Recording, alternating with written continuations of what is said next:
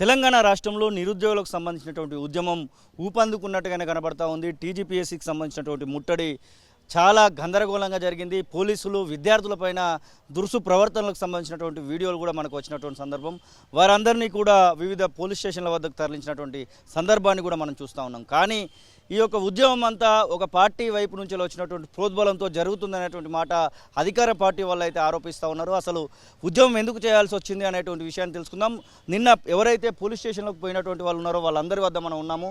దాదాపు వీళ్ళందరూ కూడా నిన్న టీజీపీఎస్సీ ముట్టడికి పోవడం జరిగింది. వీళ్ళందరినీ కూడా పోలీస్ స్టేషన్ వద్దకు అయితే తీసుకెళ్ళడం జరిగింది. దానిలో పాలు పంచుకున్నటువంటి వాళ్ళతోనే మనం ఉన్నాం. అమ్మ, ఏంటి అసలు మీరందరినీ ఏదో పార్టీ వాళ్ళు ఎవరో వ్యక్తితో మిమ్మల్ని ప్రోద్బలంతోనే మీరు ఈ యొక్క పోరాటం చేస్తున్నారనేటువంటి మాట వినబడతా ఉంది. నిజంగానే అది ఉందా? మీరు నిజంగానే నిరుద్యోగులు ఆస్పిరెంట్స్ అయినా? అసలు ఇప్పుడు ఒకవేళ మేము ఎవరో ఒకరు ప్రోత్సహిస్తే మేము వచ్చిన వాళ్ళం అయితే 100 మంది వస్తారు, 200 మంది వస్తారండి. 1000 మంది ఎందుకు వస్తారు? 1000 మంది ఎందుకు వస్తారు? మీకు అంత కావాలంటే ఇక్కడున్న ప్రతి ఒక్కరి హాల్ టికెట్, అప్లికేషన్ ఫామ్ అన్నీ మేము చూపించడానికి రెడీ. కానీ మీరు ఆ చర్చలను పిలవడానికి మీరు రెడీగా ఉన్నారా? ఉత్తిగా క్లెయిమ్స్ చేయడం కాదు కదా. మేము ప్రూవ్ చేస్తాను మేము అంటున్నాము. అరే ఎందుకు ఇప్పటికీ 2 times Group 1 అయింది. ఒకసారి పేపర్ లీకేజ్ వల్ల నష్టపోయినాము, ఇంకొకసారి క్యాన్సిలేషన్ వల్ల నష్టపోయినాము. అరే అట్లా నష్టపోయినాం కదా, మాకు కొంచెం అవకాశం కల్పించండి అని మేము అడుగుతున్నాము. సరే ఏ రీజన్స్ వల్ల నష్టపోయింది అయితే మేమే కదా, మీరైతే కాదు కదా.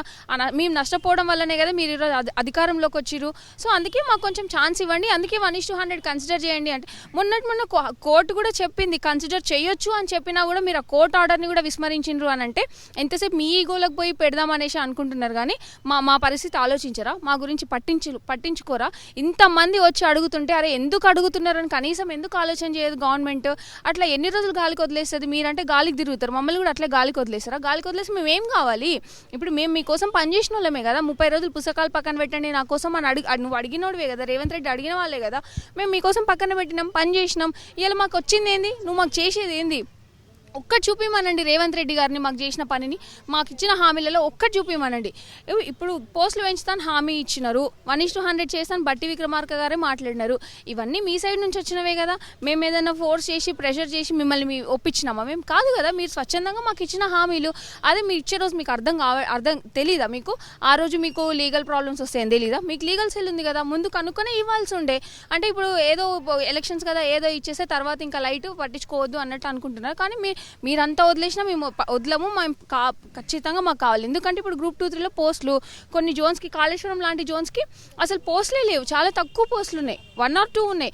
ఇంతమంది 1 year 2 years నుంచి చదువుకొని అసలు మినిమం పోస్టులు లేకపోతే ఎట్లా రాస్తారు ఎగ్జామ్? ఏ అట్రాక్షన్తో ఎగ్జామ్ రాయాలి? మేము ఏ ఎంతూజియాజంతో ఎగ్జామ్ రాయాలి?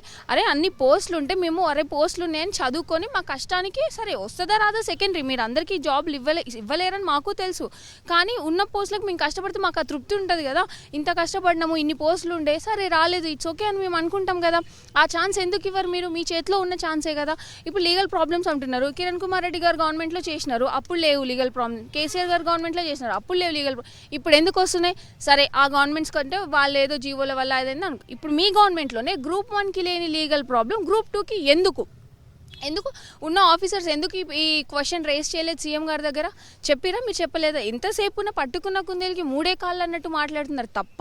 కానీ లీగల్ ప్రాబ్లమ్స్ అంటే ఏం లీగల్ ప్రాబ్లం మరి చెప్పండి బహిరంగంగా. ఇట్లా చేసి ఇట్లా అవుతుందని చెప్పండి. మేము చెప్పొద్దని మేము అనట్లే కదా. అట్లా చెప్పరు, ఇట్లా మేము అడిగింది ఇవ్వరు. ఎన్ని రోజులు ఇట్లా? ఇప్పటికీ నెల నుంచి ఫైటింగ్ చేస్తున్నాం, ఇంకెన్ని రోజులు చేయాలి? ఎప్పటికీ మేము ఫైట్ చేసుకుంటూనే ఉండాలా? అంటే మీరు కోరుకునేది అదేనా? కనీసం నిరుద్యోగులలో ఇంత అన్రెస్ట్ ఉంది, ఒకసారి మాట్లాడదాం, చర్చలకు పిలుద్దాం. మాకు యాక్సెసిబిలిటీ లేకపోతే ప్రాబ్లం. మీరు మమ్మల్ని యాక్సెస్ చేయడానికి చాలా పాసిబిలిటీ ఉంది కదా మీకు. ఎంతసేపు మధ్యలో ఉన్న వాళ్ళని అడుగుతారు కానీ మమ్మల్ని రీచ్ అవుట్ అవ్వడానికి ఎందుకు అడగట్లేదు? ఎందుకు ఈరోజు మేము పనికిరాదు? అదే మాతోటి సీఎం రేవంత్ రెడ్డి గారు PCC అధ్యక్షుడిగా ఉన్నప్పుడు వాళ్ళ ఇంట్లో మేము కలిసితే మీకు ఏం ప్రాబ్లమ్స్ ఉన్నాయి ప్రతి ఒక్కటి చెప్పండి, లీగల్ ప్రాబ్లమ్స్ అప్పటికప్పుడు లాయర్ గారికి ఫోన్ చేసి మరీ కనుక్కున్న మీరు ఈరోజు మా మీద పెట్టడానికి 1 గంట టైం ఎందుకు దొరకట్లేదు? అంతే కదా. ఆ రోజు దొరికిన టైం ఈరోజు ఎందుకు?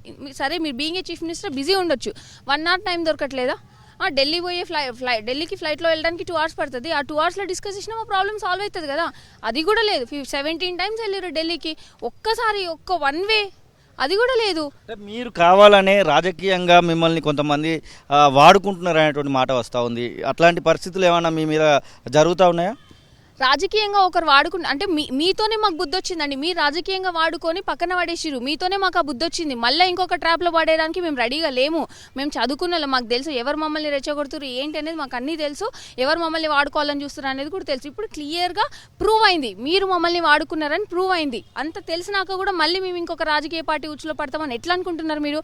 ఏదో వీళ్ళ మీద మేము సమస్య మీద ఫైట్ చేస్తుంటే సమస్యని డైవర్ట్ చేయడానికి దీనికి రాజకీయ రంగు రుద్దుతున్నారు ఎందుకు? మీరు అంత రుద్దుకోవాలనుకుంటే ఇంకేమన్నా వేసుకోండి రంగులు, పచ్చ రంగు వేసుకోండి, ఇంకేమన్నా వేసుకోండి, కానీ మా మీద వేయకండి రంగులు. మేము నిరుద్యోగులం, పక్కా నిరుద్యోగులం. కావాలంటే ప్రతి ఒక్కరం ఆధారాలతో మేము ముందుకు వస్తాం. మరి చూడడానికి మీరు రెడీగా చెప్పండి, చూపిస్తాం. మీరు గతంలో మాట్లాడినటువంటి వీడియోలతో కూడా సోషల్ మీడియాలో చాలా ట్రోల్స్ అవుతా ఉన్నాయి. వాటిని మీరు కూడా చూసిరని అనుకుంటా ఉన్నాం. అసలు ఎందుకు అట్లాంటి ట్రోల్స్ జరుగుతున్నాయి అనుకోవచ్చు? ఎందుకంటే ఒక మనిషిని మానసికంగా దెబ్బతీస్తే నెక్స్ట్ ఇంకో మనిషి ముందుకు రాడు కదా. Very simple motto. అంతే. మీరు అనుకుంటున్నారేమో ఒక మనిషిని దెబ్బతీసి ఇంకా వేరే వాళ్ళు రారు అని, కానీ ఒకరిని దెబ్బతీసి ఇంకా వందలాది మంది పుట్టుకొస్తారు. అది మీకు ఎందుకు అర్థం కావట్లేదు? నాకు అర్థం కావట్లేదు. అరే అవును, నేను మాట్లాడిన ప్రతి దగ్గర నా వాయిస్ రేజ్ చేసిన, నేను క్వశ్చన్ చేసిన. అంటే గవర్నమెంట్ని క్వశ్చన్ చేస్తే మీరు ఇట్లా మానసికంగా దెబ్బతీయడానికి ట్రై చేస్తారా? మీరు ఎంత మానసికంగా దెబ్బతీయాలనుకున్నా నేను మానసికంగా కృంగిపోను. అంతకి డబుల్ ధమాకాతో ఫైట్ బ్యాక్ చేస్తా. అసలైన తొలి వెలుగు. ఫాలో వాట్సాప్ @తొలి వెలుగు official.